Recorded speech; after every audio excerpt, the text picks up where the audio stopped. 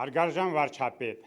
ես իմ ընտանիքի 5 անդամներով, իմ ձայնը ձերն է, իմ մոտիկներով, չգիտեմ ինչքան բարեկամներով, հարևաններով եւ այլն։ Մեր երիտասարդությանը, որ տեսնում եմ, ազնվությամբ եմ ասում, դեգրադացված, ես չեմ խորշի այս բառից, ոչ միայն երիտասարդությանը, ուսանողներին, այլ շատ ծնողներ, անգամ շատ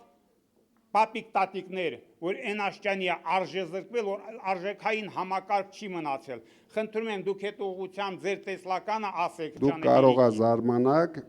բայց մեզ համար շատ ուրախալի է, որ Հայաստանի երիտասարդության շատ մեծ, կարելի ասել բացարձակ մեծ տոկոսը մեզ հետ է։ Մենք երիտասարդության, մենք ունենք շատ հասկացող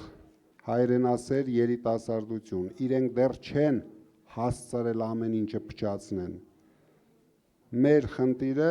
որ մեր երիտասարդությունը հունիսի 7-ին գնա ընտրատարածք,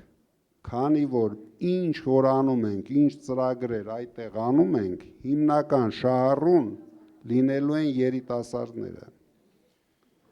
Իրենք ամենաշատն են օգտվելու այդ 300,000 աշխատատեղերից,